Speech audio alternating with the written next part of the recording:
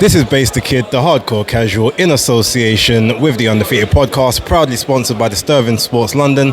I'm here at the Origins Gym, Rainham Boxing Club, with Johnny Fisher as he's just finished his media workout. Johnny, how was that for you? I'm good, thanks, mate. How are you? All right? I can't complain. Now look, that workout was pretty intense. You know, normally at the media workouts, people are a bit more sort of just showboaty, little show off, just a little shaking it off, just because, you know, they don't really want to give too much away. But you was really going at it from the start, you know, before 11 o'clock all the way up till now. Is that just an indication of how seriously you're taking this fight with Harry Armstrong? Of course, take every fight 110% seriously. And you say people use it for a bit of showboating and stuff. I don't really know how to showboat, so yeah, I'd be boring a lot of people if I do that. But yeah, it's just weren't too long, just 4 rounds on the pads and a nice little warm up and stuff. Got a bit of sparring with Fraser Clark again tomorrow, so yeah, just keeping it nice and light. Lovely. So, with regards to your opponent, how involved were you in the process of actually making this match, or was it pretty much all down to sort of Eddie and Mark? I don't take too much of an involvement. Man got floated out there. My managers obviously have a big involvement. Eddie, Matchroom helped decide that. My dad has a little input as well, and we had a discussion. I came back from Magaluf after my last one, and we had a little meeting. Harry Armstrong, sparred him before. I know he's a big old lump, he's a tough guy, good fast hands, but I think he's perfect in a way. Big old unit will come forward a bit, and yeah, I think it's a good matchup. It'll be a good, honest fight. Now, Harry Armstrong is an incredibly tough guy, as you just said. Obviously, in his last fight, he fought Jamie TKV, and he actually lost that fight. So, what do you think the thinking behind it was for you to sort of fight him rather than maybe fight Jamie for the Southern Area title instead? Is this your big first sort of step-up fight? Well, just it's who they said. I'm going to fight who they say. I've got no inhibitions about fighting anyone, but I'm in a great position. I've got to keep doing what I've got to do, and Harry Armstrong, I like the guy as well. It'd be a good, honest fight, and he is tough. Just because you lose to someone, he's won five and lost one.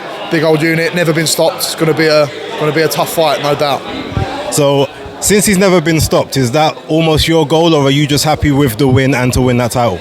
I'm happy winning however that comes. If it's a round one knockout, great. If it's a points decision, split decision, 10 rounds, that's also great. Winning is everything in life. I hear that and I totally understand that. Okay, so with regards to this now, you are I would say one of the most genuine, honest people that I've seen in media. Obviously, it's the first time I'm getting to speak to you, so thank you for that. You hold an extremely big and proud fan base, and they follow you everywhere. I've been in the arena many times when you've been fighting, and it's raucous, it's all lovely, it's bubbly. Is there a part of you that says, because I've got such a big fan base, like I need to move faster than maybe I want to, or is it all still just a part of the process and that doesn't faze you in your development? That's the pressure of it, right? When you're fighting in front of, like Ali Pali, I sold 2,500 tickets. Puts pressure on you to, should I take a harder opponent, should I do that? But I've got to forget all that and put that to one side, and like everyone else, I've got to go through a development process, and that's what I have been doing, and this is the next step in that development process.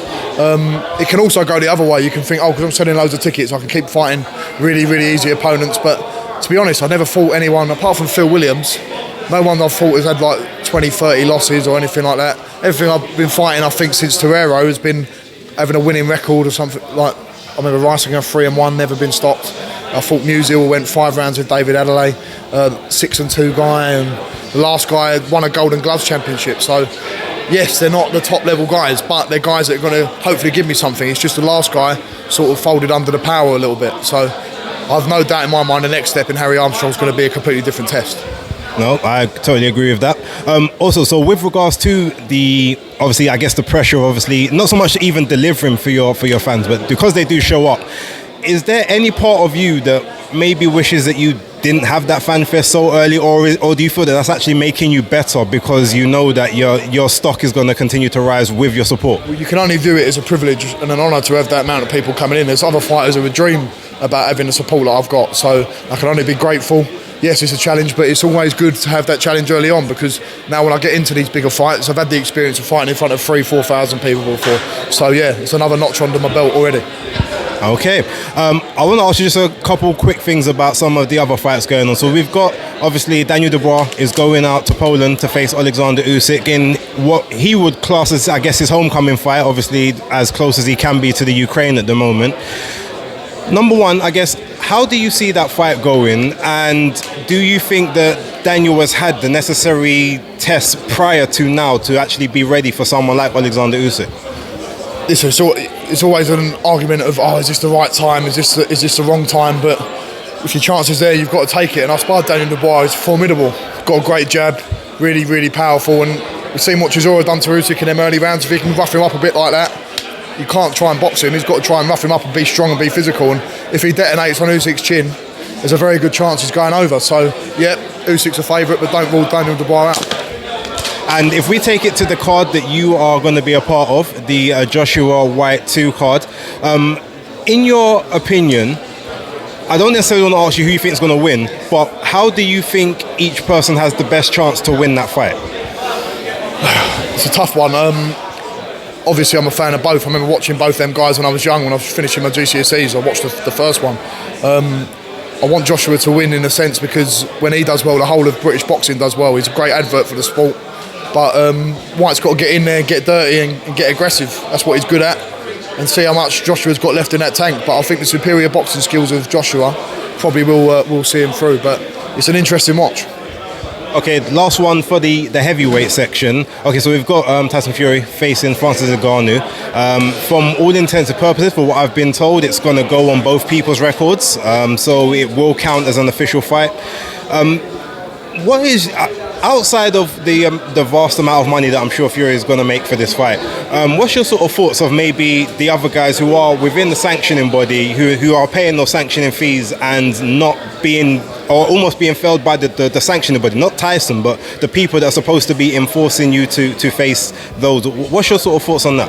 Well, money talks, isn't it? And this is a huge money fight. And yeah, we might moan about all the other guys who are in the queue to fight in the sanctioning bodies, but I guarantee we're all moaning about it, but we'll all probably tune in and watch it or flick through Instagram and try and find the result. And fair play to both guys as well. Francis Ngannou, we've seen the tough upbringing he came from, where he's come from. If he can make a few million quid, fair play to him. And the same goes to Tyson Fury. All right, last one. So, did you happen to watch Fulton and Inoue last night? I saw the highlights of it. It's weird, wasn't it? Like on Tuesday night or something, wasn't it? Was it Tuesday? Yeah, Tuesday night for Japan, Tuesday day for us. Yeah, but he's. I don't know much about him, but I've been hearing things, and yeah, he's a force, isn't he? That Inoue, was it a four-weight world champion now? Unbelievable. Yeah, he might be as good as me one day. We'll see. We will see. Okay, last one. On this weekend, we've got a really big fight coming up between Errol Spence Jr. and Terence Crawford, undisputed welterweight title. I'm assuming you probably know a bit more about those guys. What's your sort of prediction on that one, and how excited are you that we finally sort of are seeing undisputed at the welterweight level? We've been asking for this fight for a little while. Crawford's probably coming to the end of his career now. Was he 35, 36? Spence a little bit fresher. I'll probably go with him for the win. But yeah, an interesting watch. Could have hopefully we would have ideally seen it a year or 2 years earlier. But yeah, at least we're finally getting it. All right, and then I guess lastly for you, do you want to tell the fans like what can they expect from you on the Zone pay-per-view at Joshua White 2 facing Harry Armstrong for the Southern Area title? They can expect me trying to punch Harry Armstrong really hard in the face, and he's going to try and punch me really hard in the face, but I'm going to try and punch him a bit harder so I win. Bosh. Thank you for that very much, Johnny Fisher. Take care. Thank you. Got a t-shirt.